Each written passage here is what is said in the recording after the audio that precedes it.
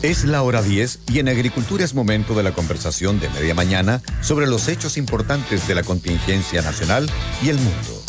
Hora 10, con la periodista Nicole Rodríguez y el analista político Max Colodro. Una presentación de Land Growers, la compañía líder en exportación de frutos secos.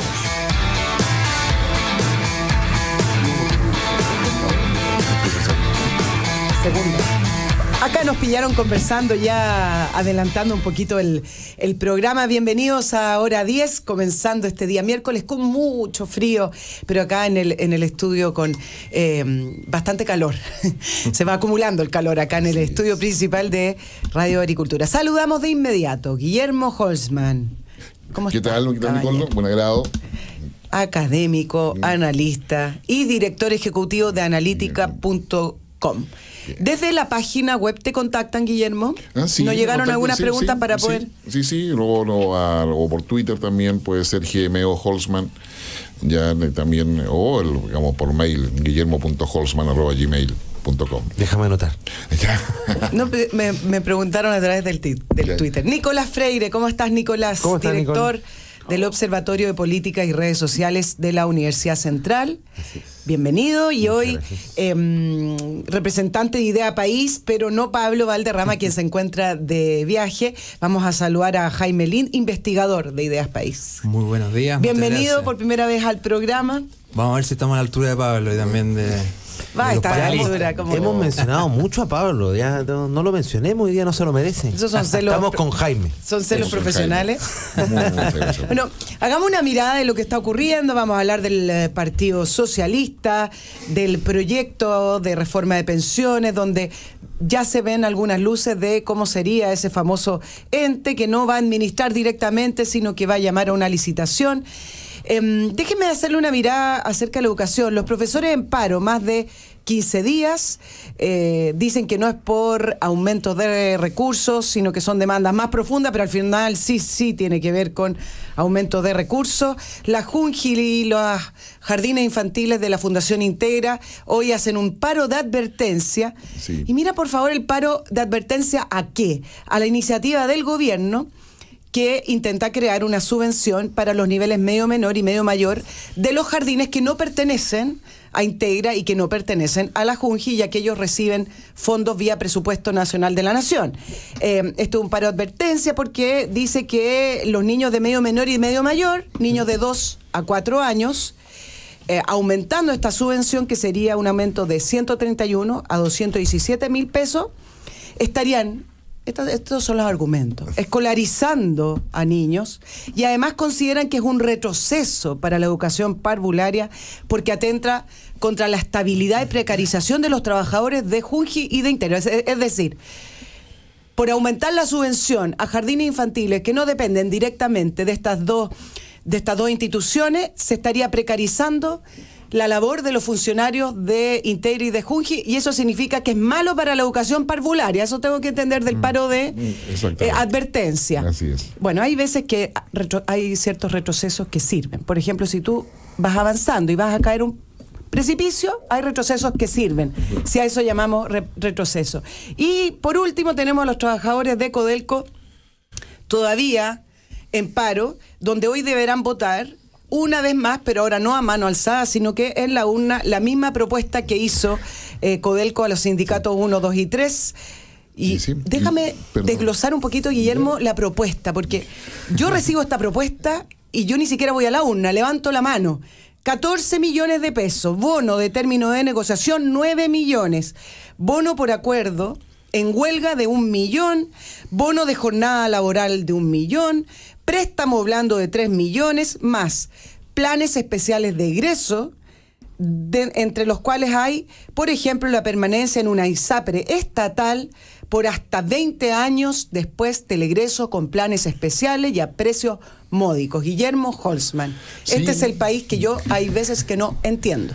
Bueno, que es el país que tiene que ver, en este caso, Chuquicamata, con el ex sueldo de Chile. Tú sabes que Codelco le mandó una carta personalizada a cada uno de los trabajadores, indicándoles que efectivamente Codelco ya no es el sueldo de Chile, que no es la empresa que existía antes, que Chuquicamata no era la mina que había antes. Recordemos que Chuquicamata es una de las razones por las cuales cambia a mina subterránea, que es todo un cambio que tiene que ver un poco la negociación, es porque baja la ley. Entonces, para poder sacar 1 kilo de cobre hay que remover muchas más toneladas de cerros, para decirlo de esa manera, para poder tener algún tipo de utilidad. Y Codelco finalmente ha ido acotando sus inversiones. ¿Por qué? Porque se dio privilegio a las inversiones de multinacionales o inversiones extranjeras para poder explotar los recursos mineros del país. En consecuencia, ahí hay un tema de fondo que para los trabajadores de Codelco, 14 millones 100 mil pesos, se había quedado en el tintero los 100 mil pesos, que no dejan de ser importantes. Ya, claro, es bastante plata, pero dista mucho de la realidad del resto del país, donde hay un nivel de desigualdad que no resulta ser menor. Sí, Nicolás. Yo 3 conclusiones más o menos generales. Lo primero que tú dijiste, o lo primero de que todos los paros, dices tú. Exacto, es que justamente a esa punta la primera. Evidentemente hay problemas con respecto a las condiciones de algunos trabajadores. ¿De cuál de las áreas que nombré? De todas, pues nombraste 2 áreas que me parecen relevantes, la educación, nombraste también el área minera, por así decirlo, y Codelco, que es la principal empresa, si no me equivoco aquí Guillermo me podrá corregir, minera en el mundo. Así es. Podrá no ser el sueldo de Chile, está pero sigue a punto siendo... de bajar en el ranking, leía ayer, es superado por otros países mineros. Este año decían que ya no iba a liderar aquel ranking. No, Chile. Pero Codelco no. Codelco va a seguir siendo la empresa, como empresa minera. Sí. Pero bueno, a lo que voy es que evidentemente este es el reflejo de una situación complicada en términos de la relación con los trabajadores, ya sea o porque, como tú lo planteas, en el caso de Codelco hay una negociación evidentemente económica que es conflictiva o que es distante de las posiciones del empleador con respecto al trabajador, o como en el ámbito de educación, donde más allá de lo que tú señalas, yo creo que tampoco se puede negar la existencia de una situación bastante complicada para los trabajadores, sobre todo de profesores del sector público, donde es cierto, evidentemente hay una naturaleza económica y menos mal, porque los sueldos de los profesores los conocemos en ámbito de los colegios en general, pero también hay una demanda por mejores condiciones que no tenemos que obviarla y no tenemos que considerarla. Está bien, pero la doble evaluación, que me hace cierto sentido, porque el mundo de la educación pública se ha llenado de burocracia. De hecho, el programa de Sebastián Piñera tiene un plan especial para eliminar papeleo y firme. Está bien. Mira, yo Nicole, creo que de alguna manera el paro... Aquí están alegando la presencia de ratones en clases, por ejemplo, que es una de las consignas. No, están alegando la burocracia. Sí, no, eso es parte de alguna de las demandas, pero no es la demanda principal. La demanda principal es que se le reconozcan a los títulos a las profesionales de cursos menores, no los ratones de los colegios. Pero el punto es el siguiente: si yo no quiero poner el foco sobre el hecho de parar. Hay veces que es necesario porque no te escuchan, pero hay veces que las argumentaciones para parar creo que son insuficientes y se pueden resolver en una mesa de trabajo. No creo que sea tan difícil el tema de los ratones, Nicolás, porque ese no es el fondo de la paralización. No, lo más difícil es la deuda histórica, que es lo que mueve cualquier tipo de paralización de los profesores. Entonces, claro, cuando tú tienes minucias como hacer clases con ratones o temas tan relevantes como lo son la deuda histórica, poner la vía mediana y decir, bueno, efectivamente hay cosas que tienen que ver con las condiciones, otras que tienen que ver con el salario, porque si se mueven por los ratones nadie los va a pescar, y porque si se mueven por la deuda histórica, que muy válido sería, tampoco lo van a pescar. Que ningún gobierno se ha querido acercar. Ninguno, no. Si aquí estamos hablando que esto se arrastra desde el gobierno militar. Lo que yo estoy diciendo es que, ojo, con los profesores está bien, sí, todas las herramientas de presión en términos laborales, como lo es en este caso el paro, la huelga, son herramientas que de alguna manera incomodan no solo el sector productivo, sino que incluso a todo el país. Pero aquí hay una demanda que está detrás. Hay motivos válidos como para poder moverse.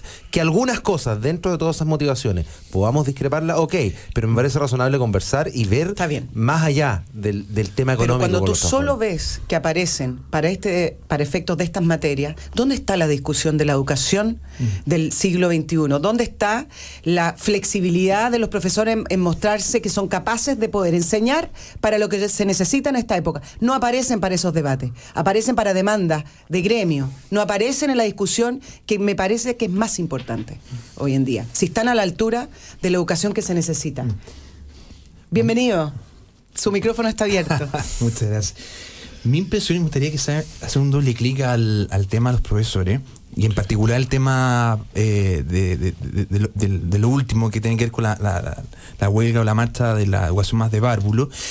Y si bien es cierto que, como decía Nicolás, hay aspectos que es muy difícil poner en cuestión la demanda, ¿cierto?, particular en materia de precarización o de condiciones básicas para poder desarrollar las clases en el aula. Igual mi impresión es que igual hay que tener ojo al momento de contraponer las demandas con otros aspectos, y en particular con lo que es la subvención, como tú mencionas, Nicole, a esta mayor subvención a educación parvularia no junge ni integra. Y acá, porque en la medida que las demandas se presentan como sustitutivas, ¿cierto?, a una medida que yo creo que a todas luces es bienvenida, es bien sabido que los pesos invertidos en educación preescolar son donde más rentan desde el punto de vista del efecto y el impacto que tienen en materia de desarrollo cognitivo y futuros resultados académicos.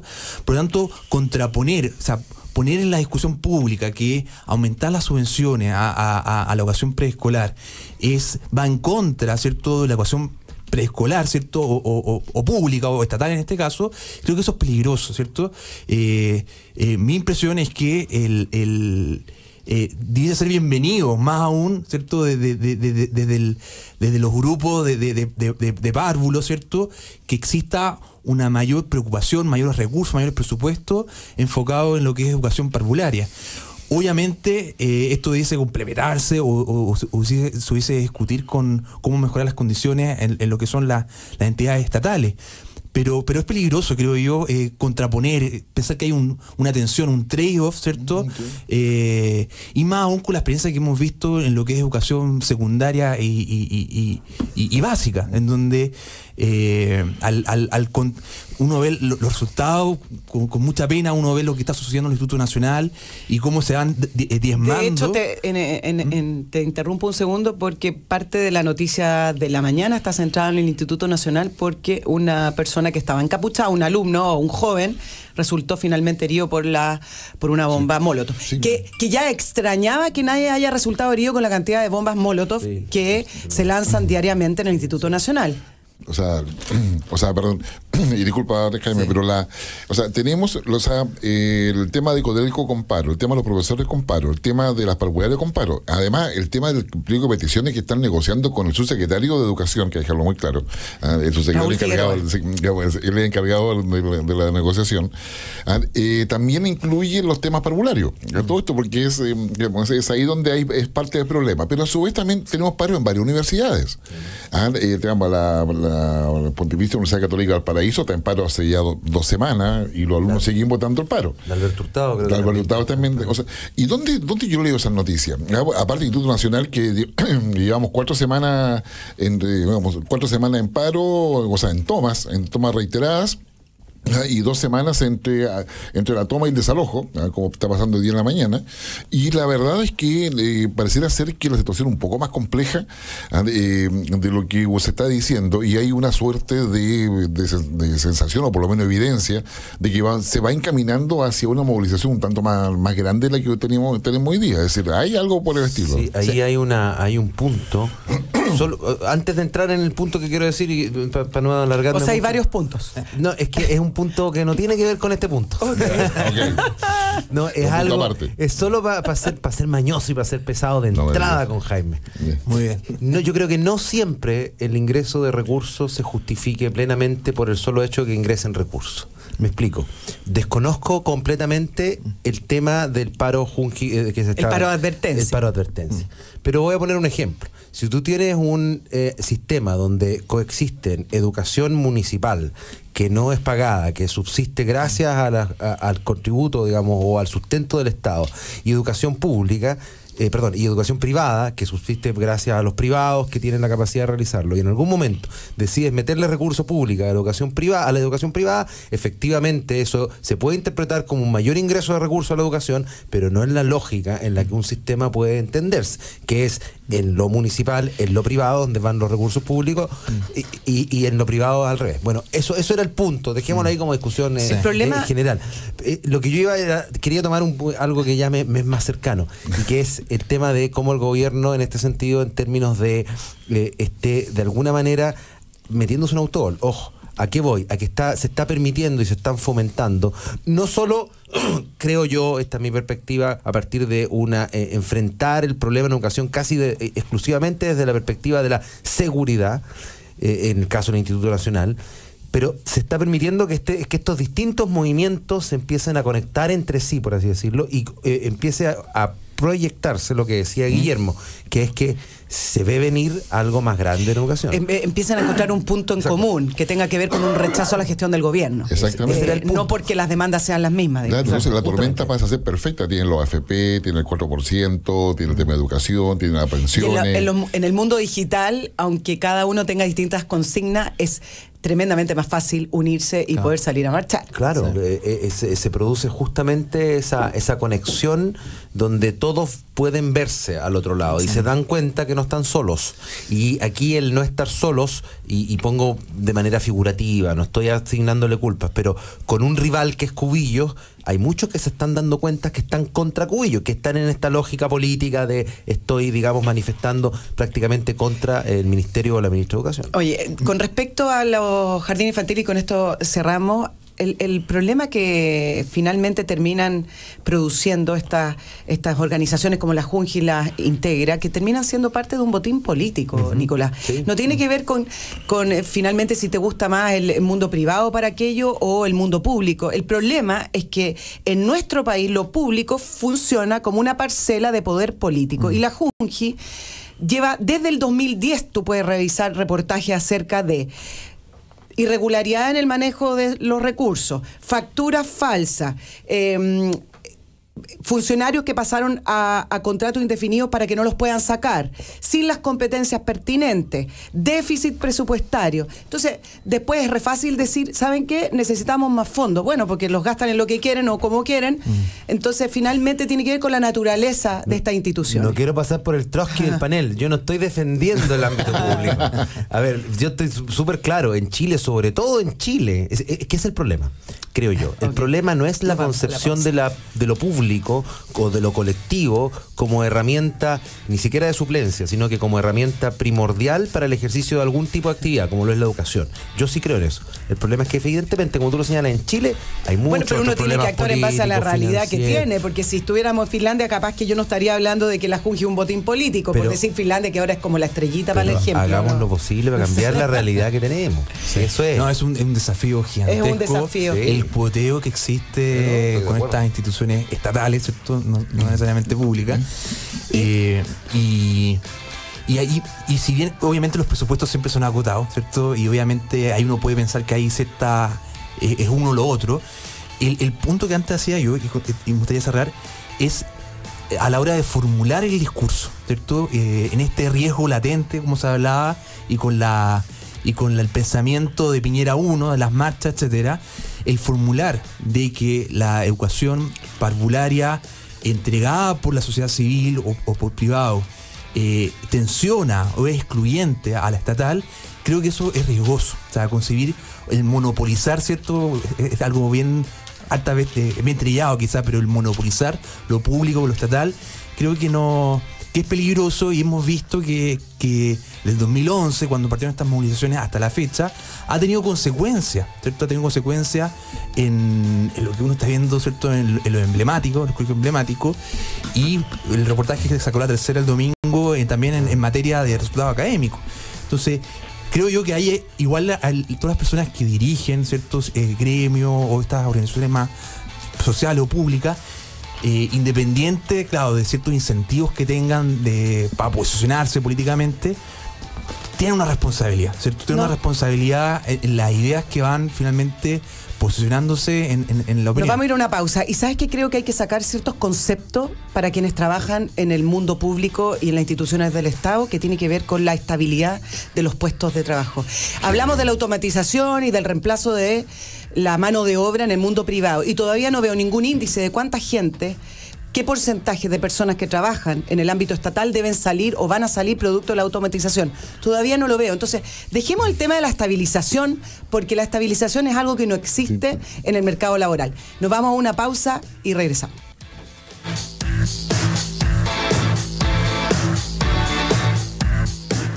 ¿Está pensando en comercializar la producción de sus frutos secos? En Land Growers Chile encontrará un verdadero líder transparente, confiable, el cual entiende las necesidades de usted como productor. Nuestro objetivo, pagar el precio correcto de sus productos ofreciendo un servicio ágil, cercano, interesándonos en el desarrollo de su negocio agrícola. Cambia la manera de hacer negocios con esta gran oportunidad transparente y confiable. Visite landgrowers.cl, escríbanos a info@landgrowers.cl o llame al 22 639 0331. Land Growers Chile, una exportadora pensada para productores chilenos.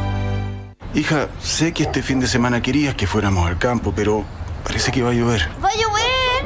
¡Buenísimo! ¿Cómo? Vamos y jugamos a que el barro lava, y nos ponemos botas y saltamos en las pozas. Vamos igual, po. ¡Vamos! Bueno, vamos. Cámbiale la cara al invierno con los paraguas Tecopec. Descubre nuestros modelos infantiles, clásicos, retráctiles y reverso. Y llévatelos por compras desde 4,000 pesos en combustibles o lubricantes móvil. ¿Quién dijo que el invierno no era divertido? Copec, primera en servicio. Hoy tengo mucho sueño. Oye, prende tu día. Hora del coffee break. Disfruta café de grano italiano y en segundos preparas tu expreso, americano, cappuccino y latte. Por bajo monto mensual dispones del servicio de café para oficinas. ¡Despreocúpate! Te entregan todo: mantención, café e insumos. La solución perfecta para oficinas. Quality Coffee Service, un café perfecto siempre. Visita qualitycoffee.cl y pide una demostración gratis en tu oficina. Hola, vecina. Hola. Vi que pusiste alarmas. Sí, vinieron ayer de Verisur a instalarla. ¿No es muy complicado? Para nada. Te metes en verisur.cl y puedes cotizar online. No te demoras nada y además te la dejan instalada el mismo día. Protege lo que más te importa con alarmas Verisur. Cotiza online en verisur.cl o llama al 600-500-1234. Recuerda, 600-500-1234. Activa Verisur. Activa tu tranquilidad. En Agricultura es hora 10, con la periodista Nicole Rodríguez y el analista político Max Colodro.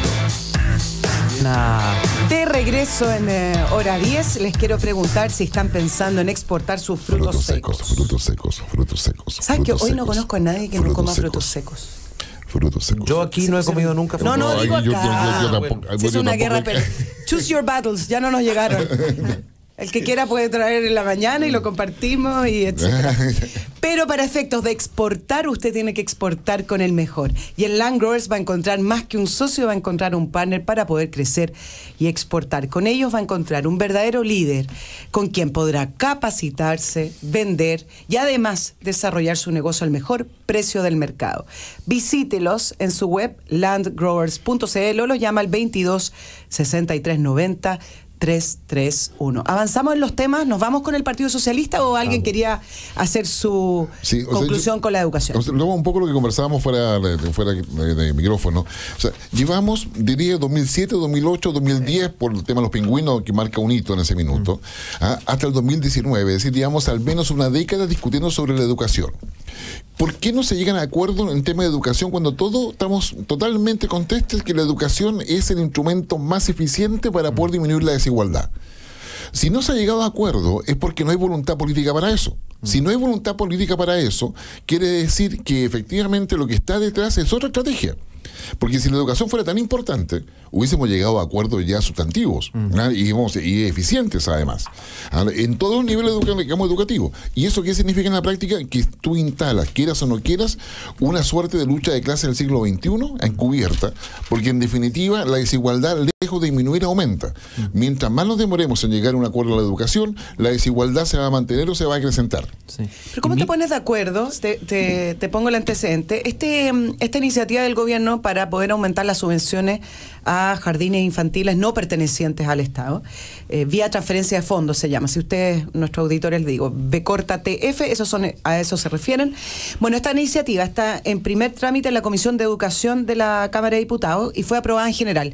Pero este paro de advertencia que hace la Junji y la Fundación Integra también va en relación a hacerle un llamado a los partidos políticos para que rechacen el proyecto. Cuando tú ves los informes de analistas y de técnicos con respecto a la importancia de el desarrollo temprano en los niños, estamos hablando de niños de 2 a 4 años, tú dices, bueno, ¿cómo no se pueden poner de acuerdo? Claro.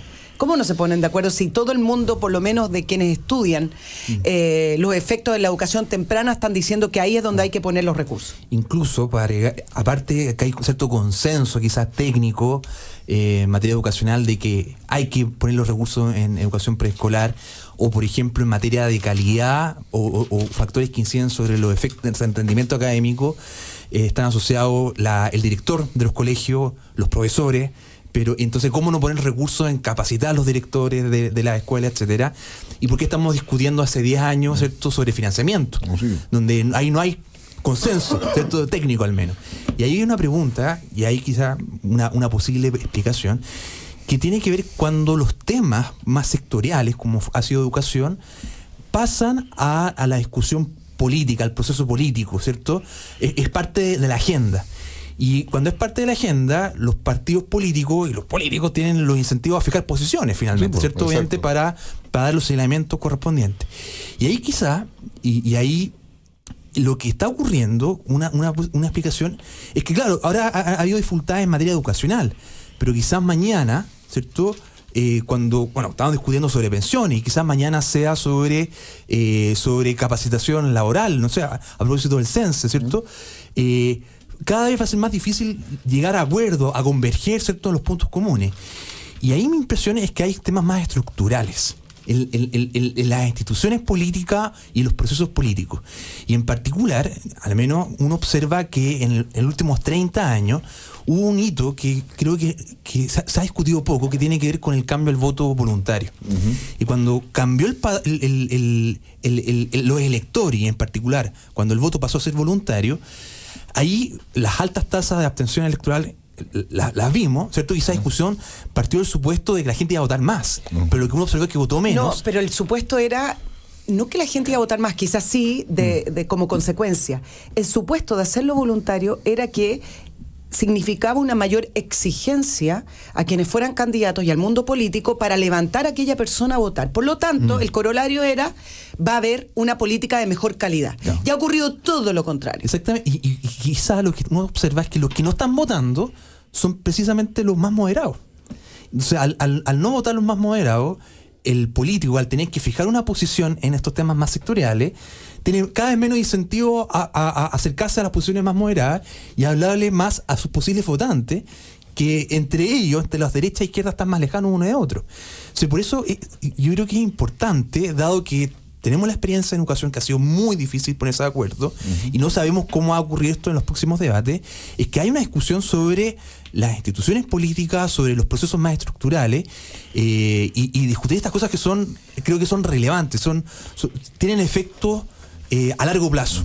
Vámonos con el Partido Socialista, la crisis del Partido Socialista. Voy a hacer una pregunta bien general para ver la mirada de ustedes, para irnos después a lo particular, por lo menos en la comuna de San Ramón. ¿Cómo un partido que fue tan importante para este país está en el estado en el que está? Yo no sé si llamarlo crisis, si llamarlo decadencia, si llamarlo relación del Partido Socialista con el mundo narco, no sé cómo llamarlo. ¿Cómo lo llamamos? A ver, yo diría, creo que lo más correcto es crisis, que se ve que afecta a todo el sistema de partidos. O sea, cuando un partido se ve afectado, como le pasa ahora al Partido Socialista, afecta sin lugar a dudas a todo el resto de los partidos. Y eso es lo primero. Lo segundo es que cuando los partidos se fragmentan internamente en virtud de los círculos de poder excluyentes que se van conformando al interior, esto es una forma muy elegante de decir la fragmentación interna, pero claro, pero que finalmente los partidos dejan de hacer en forma sostenida.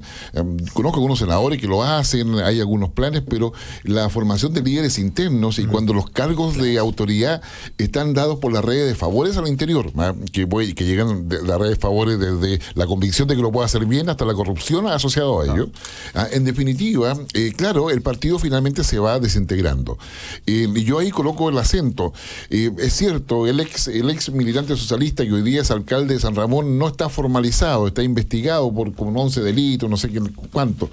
Pero hay sin lugar a dudas, la sensación que va quedando en el ciudadano es que los partidos no están dando el ancho respecto a lo que la ciudadanía no dan quiere. Credibilidad, no dan seguridad. La encuesta CEP lo que bastante clara de que la credibilidad de los partidos está alrededor del 21%, si mal no recuerdo.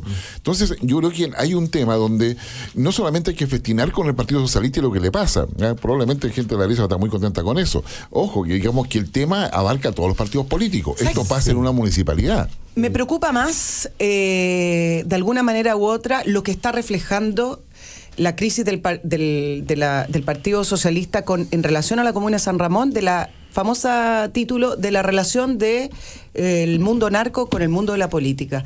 Y he hecho varias veces la pregunta acá al aire cuando hemos tratado el tema del mundo narco en profundidad. ¿Cuánto ha penetrado o si ha penetrado o no ha penetrado dinero de narcotraficantes o del mundo narco a nuestro mundo político? Y todo el mundo me dice, no, yo no sé. Lo estamos viendo, lo estamos investigando. ¿Por qué la Municipalidad de San Ramón no está siendo investigada? Por último, una investigación desformalizada desde el Ministerio Público. Yo creo que también acá el Ministerio Público tiene una vía de demostrar independencia quizás del mundo político realizando una investigación desformalizada. ¿Por qué la Contraloría, a través de sus auditorías financieras, no está encima de la Municipalidad de San Ramón? Esto no es solamente un problema del Partido Socialista. Yo creo que acá hay un problema institucional con la Comuna de San Ramón que es tremendamente importante. Sí, o no, definitivamente. O sea, hay acá temas respecto. Cuando la Contraloría no puede, digamos, acreditar que hay un delito o no, es porque no está la legislación suficiente para que la Fiscalía pueda fiscalizar o controlar a la gestión, acción o administración del municipio. Es decir, la Contraloría solamente fiscaliza y encuentra irregularidades o incluso delitos cuando hay una legislación que respalda la acción de fiscalización. O sea, eso, por lo tanto, si las leyes no se actualizan, no están todos los elementos, Contraloría puede ver lo que hay, pero no tiene ninguna capacidad de asumir un rol del sistema judicial. Guillermo, sácame una duda, porque el gobierno, en relación a y producto de las repercusiones que tuvo estas imágenes de los funerales narcos, envió un proyecto de ley para reformar la norma 20.000 con respecto al patrimonio de los narcos y poder...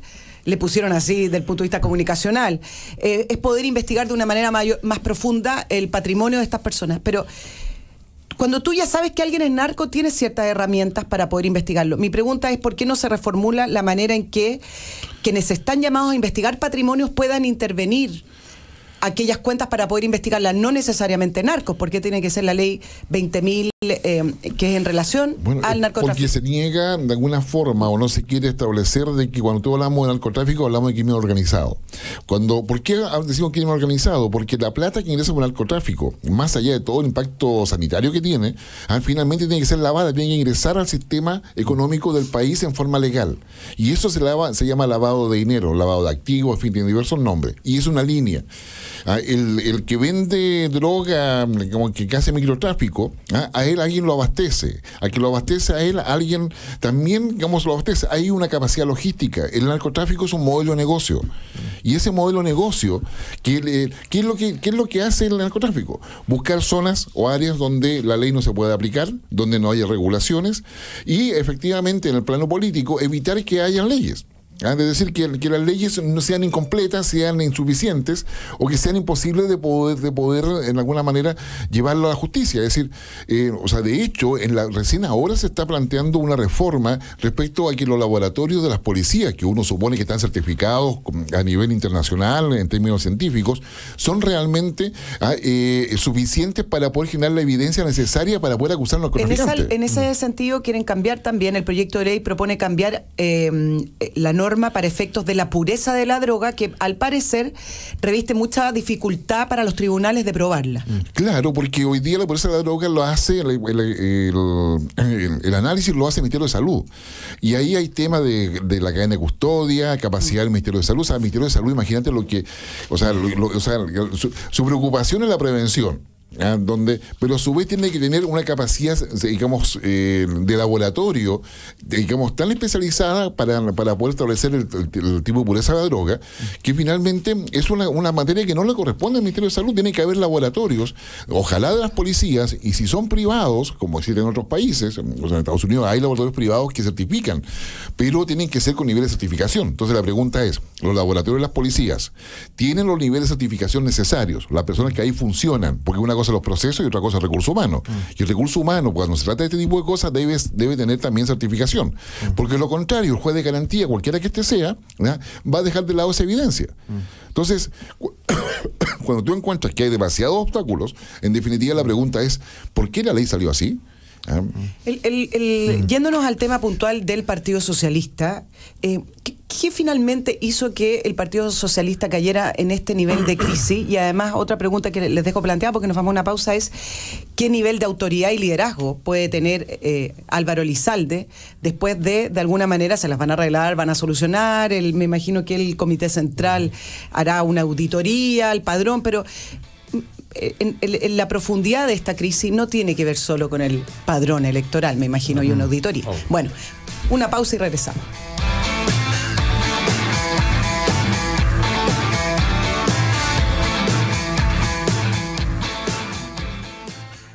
¿Está pensando en comercializar la producción de sus frutos secos? En Land Growers Chile encontrará un verdadero líder transparente, confiable, el cual entiende las necesidades de usted como productor. Nuestro objetivo, pagar el precio correcto de sus productos ofreciendo un servicio ágil, cercano, interesándonos en el desarrollo de su negocio agrícola. Cambia la manera de hacer negocios con esta gran oportunidad transparente y confiable. Visite landgrowers.cl, escríbanos a info@landgrowers.cl o llame al 22-639-0331. Land Growers Chile, una exportadora pensada para productores chilenos. Osasun, empresa con más de 40 años de experiencia en el área de higiene, brinda un servicio de calidad y óptimo estándar en aseo, desinfección y control de plagas. Deje el aseo de su hogar e industria en manos de profesionales altamente capacitados, que garantizarán un trabajo eficaz y seguro. Estamos en Santiago, Quinta y Sexta Región. Para más información visita osasun.cl. Es un orgullo contar contigo, servirte en todo, traerte abrigo. Yo te saludo, también me despido. Tutti el calore a la perfección. Rápido hacemos el mejor servicio. Abastible, una sinfonía en servicio. En Agricultura es hora 10, con la periodista Nicole Rodríguez y el analista político Max Colodro. De regreso a nuestro tercer bloque, mirando acá las imágenes de este joven que resultó quemado por una bomba Molotov, la bomba que él tenía en sus manos, por lo demás, en un techo del Instituto Nacional. Las imágenes son impresionantes y no dejamos de preguntarnos cómo es que llegamos a esta situación con la educación pública, y les planteo otra pregunta. ¿Qué diferencia hace entre estas imágenes con un gobierno de centro derecha que vino a poner orden versus el gobierno pasado de Michelle Bachelet? Ninguna. Siguen lo mismo. No, es lo mismo. Yo creo que esto demuestra cómo más bien no voy a usar la palabra el rechazo, sino que el sentir de la educación por algún lado no ha variado de gobierno en gobierno. Es decir, se siente un sector desatendido, ya sea en este gobierno como en el de Michelle Bachelet, y el approach que existe desde las autoridades, ya sean autoridades de izquierda o derecha, a mi juicio ha sido errado. Y no estoy defendiendo lo que esté pasando ahí, estoy diciendo que lo que está pasando ahí evidentemente es la punta de un iceberg que evidencia una situación previa. ¿Quién se va a hacer cargo? ¿Quién va a golpear la mesa? ¿Quién va a ejercer autoridad? Porque acá se necesita autoridad, ¿qué más diálogo? Se supone que Aula Segura iba a evitar esto. Sí, se supone. Se supone. O sea, efectivamente, por la Aula Segura hay estudiantes que están, digamos, 11, el Instituto Nacional 11. 11. Sin embargo, eso no ha evitado que esto siga. Claro. Ahí llevamos 3 o 4 semanas. Al contrario, creo que a partir de lo que fue Aulo Segura esto ha aumentado. Entonces, yo vuelvo a insistir en lo mismo que planteé alguna vez acá, es decir, digamos, usar una molotov y andar encapuchado en alguna manifestación pública, protesta o movilización, por legítima, con o sin permiso, es un atentado a la democracia, ¿ya? Y eso se llama violencia política. ¿Ya? Es decir, digamos, y eso tiene que estar independiente, que sea joven, adulto, que sea lo que tú quieras, pero eso es violencia política, ¿ya? Entonces, acá lo que estamos viendo es que la violencia política, y están en un gallito impresionante, o sea, digamos, una minoría intensa, finalmente va al Instituto Nacional, se lo toma, ¿ya? Incluso con algunos apoderados que comprenden. Con la venia de algunos apoderados. Comprenden, el alcalde Alessandri va y ordena el desalojo, después se lo vuelven a tomar, ¿ya? Y estamos ahora ya otra vez en el desalojo. Hoy día, en la mañana, en menos de 2 horas, más de 18 bombas Molotov tiradas contra la policía. 18. O sea, eso es violencia política, y en la medida que eso se siga, digamos, realizando, claro. Ya, voy a hacer las preguntas de la gente en el living de su casa. Voy a hacer las preguntas básicas. Ok, tenemos gente encapuchada tirando bombas Molotov con video. No tenemos herramientas legales para detener a estas personas. Desde el punto de vista, podrían haber herramientas legales. Ya no como un tema escolar, sino que estamos hablando de un tema de seguridad pública. Están tirando molotov. Para que eso sea evidencia frente a un juzgado donde un juez de garantía debe establecer que hay evidencia, debe establecerse la tipología del delito. Yo no soy abogado, pero todo lo que he estudiado o sea, el tipo de delito, o sea, es decir, ¿qué delito es lo que se está haciendo? Ya, qué sé yo, digamos, acá ¿tirar bombas Molotov? No, cuando los toman, van hoy día es como Molotov, es un agravante, pero es atentar contra la policía, contra la autoridad. Claro, o sea, por ahí, pero si no hay claridad respecto a la tipología del delito, no va a haber claridad respecto a la evidencia.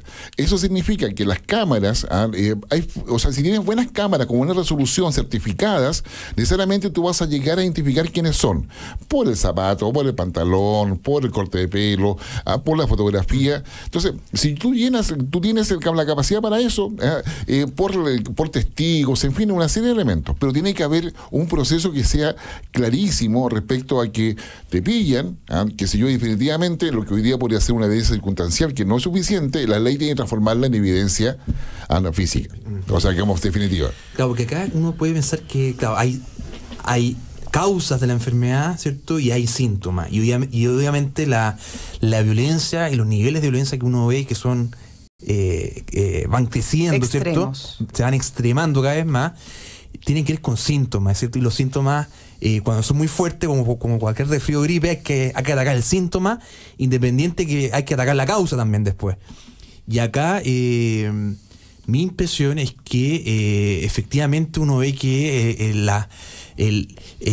al menos las medidas que se han optado para hacerse cargo de los síntomas, que esta violencia extrema, que ha tenido consecuencias muy evidentes y en muy corto plazo, que es el deterioro del Instituto Nacional y otros, han sido insuficientes. A mí lo que siempre me llama la atención con este tipo de crisis es cómo el mundo político toma palco, porque le deja la pelota al gobierno, al Ministerio de Educación, le dejan al alcalde Alessandri para que ellos finalmente estén en primera línea con esta dificultad, y no toman también el tema para poder hacer o proponer una solución, o ser un puente, o ser un diálogo, que es algo que le corresponde al mundo político, al Congreso. ¿Cómo es que toman palco viendo si con producto del desorden y de las bombas Molotov en el Instituto Nacional bajan un punto más en las encuestas de semana a semana? Entonces, un poco más de función pública, digo yo, ¿no? Para eso están ahí. Bueno, terminemos con el tema del Partido Socialista, y hablábamos de esta auditoría que proponen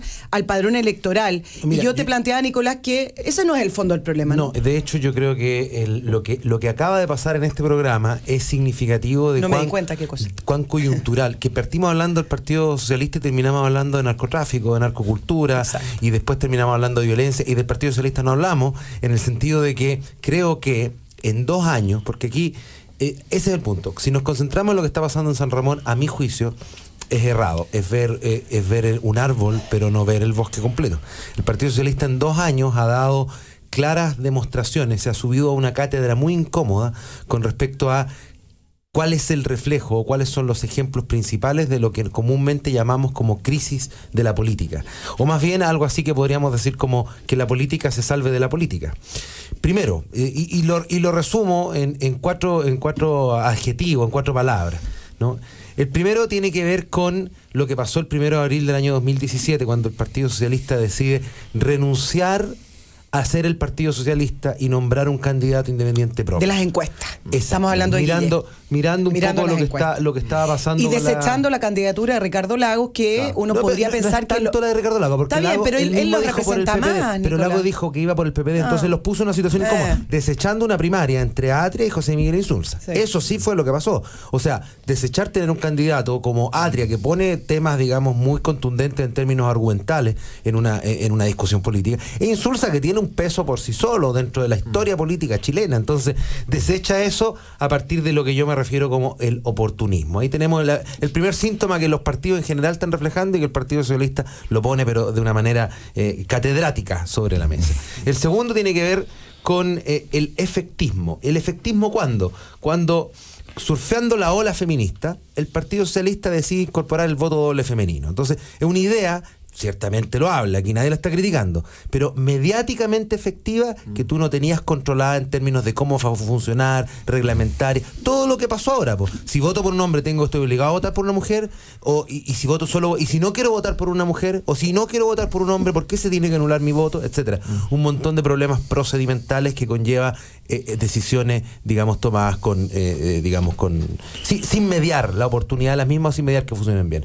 Tercero, la opacidad. El Partido Socialista se caracteriza, o más bien es reconocido por las críticas que se le hacen en términos de las elecciones internas, son democráticas o no, y hoy día parece que ni siquiera dentro del Partido Socialista se conoce si los mecanismos son democráticos o no. ¿Quién gana la elección? ¿La lista con mayor voto o el candidato más votado? Y por último, el último punto tiene que ver con el caudillismo que existe dentro del Partido Socialista. Y repito, son estos 4 puntos, a mi juicio, que están presentes en todos los partidos, que han hecho de todo esto, de la opacidad, del oportunismo, etcétera, parcelas para sacar un juego político. Y aquí Elizalde, y con esto cierro, yo ahí creo que hay una, dada la amplia diferencia que se dice obtuvo dentro de las listas, debería ser el primero que podría decir, hagamos las elecciones de nuevo. Claro, Álvaro Elizalde se ha centrado en la auditoría al padrón electoral, se ha centrado en una de esas, anular la elección, pero solo concentrado en la comuna de San Ramón. Claro. Ahora, el tema de las elecciones del Partido Socialista, llevábamos prácticamente 16 días sin el resultado oficial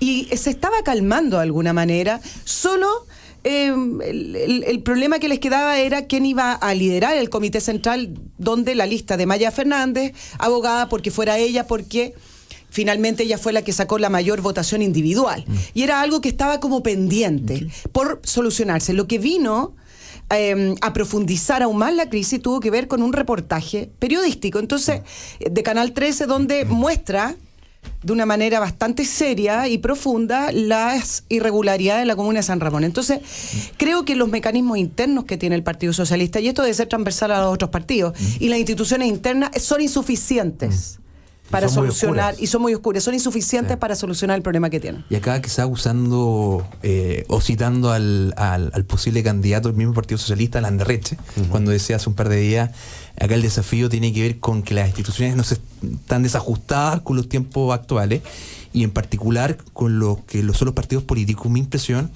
es que efectivamente algo de eso ocurre, o algo importante de eso ocurre en rigor. Y me gustaría hacer 2 puntos. Uno, en materia de transparencia, o sea, activa, y acá quizá hay una concepción de que los instrumentos de transparencia deben estar disponibles para todo el público, y ojalá eso sea así. Pero mi impresión es que lo importante es que existe información que sea asequible a ciertos actores de la sociedad civil, como por ejemplo los medios de comunicación. O sea, que los medios de comunicación puedan acceder a través de los instrumentos de transparencia al padrón, a la fuente de financiamiento, etcétera, etcétera. Y pues los medios de comunicación cumplen un factor de expansión en materia de la información y en materia del análisis de esa información, y el caso del Canal 13 fue un ejemplo claro en ello. Y lo segundo, en materia del sistema de los partidos políticos, que tiene que ver con la democracia interna al interior de los propios partidos, y en particular, y esto quizás ligándolo más con la crisis de confianza, con la democracia interna y con la relación entre las cúpulas nacionales y las dirigencias regionales. Ahí hay, históricamente las dirigencias nacionales le ponen el pie, ¿cierto?, a las dirigencias regionales y las dirigencias regionales están sujetas a los vaivenes y a las voluntades nacionales a la hora de elegir candidatos, a la hora de proyectar figuras políticas dentro de las mismas regiones. Entonces, todo eso, mi impresión es que es muy vicioso, atenta, por ejemplo, o perjudica, le pone el freno de mano al surgimiento del liderazgo en las mismas regiones, que finalmente se genera una dinámica muy clientelar, ¿cierto? Sí, absolutamente. Acá lo importante, o lo más importante, es estar cerca de las cúpulas nacionales, de ciertos dirigentes nacionales, y no hay un incentivo, no hay una propensión a quebrar huevos, a tomar riesgos, a asumir.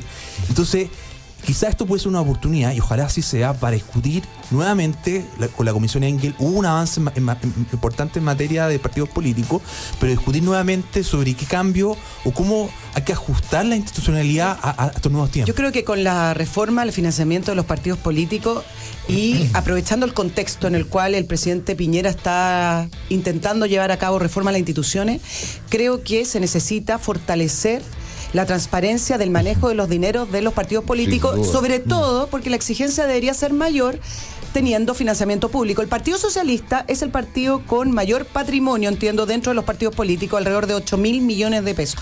Lo sigue también el Partido Comunista.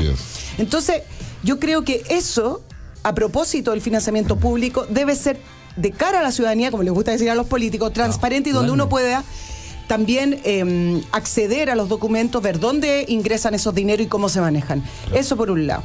Y por el otro lado, creo que Álvaro Elizalde ha estado como punto en común al frente del Partido Socialista mientras se ha llevado a cabo toda esta secuencia de crisis que ha vivido el partido, y algo debe decir más allá de llamar a una auditoría interna del padrón electoral. O sea, auditoría interna que lo van a hacer ellos mismos, por favor. Por eso ¿qué tiene que ver con eso?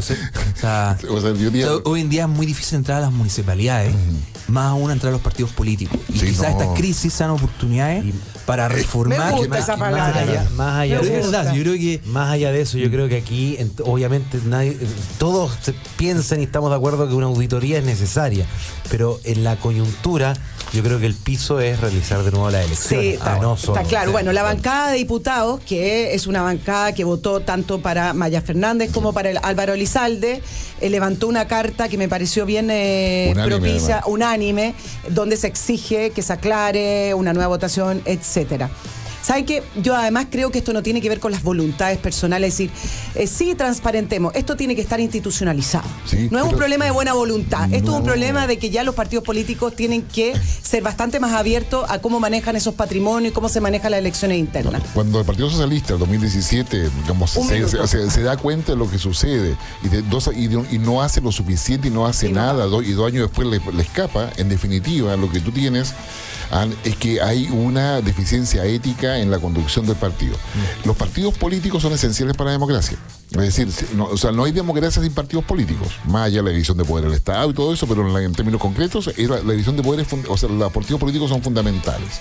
Si los partidos políticos se hacen el alaquiri por un tema de no tener claridad ética respecto a cómo debe construirse un partido político para que coopere en la democracia, independiente de la tensión ideológica que lo haga, definitivamente estamos hablando solamente de una distribución de poder, una pelea por el poder que se da al interior del partido y que obviamente después se traduce fuera del partido y termina cooptando al Estado completo. Nos vamos. Nos tenemos que ir. Ya, vamos. Bueno, quedémonos con una buena noticia. Se anunció una reforma, modernización al COMPIN. ¿Ves que yo tengo una campaña? Espero que en esa modernización aumenten las horas de atención y no me pongan el candado en la reja a las 1:30 de la tarde. Eso ya no es propio de las instituciones del siglo XXI. Aumenten las horas de atención al público. Ya.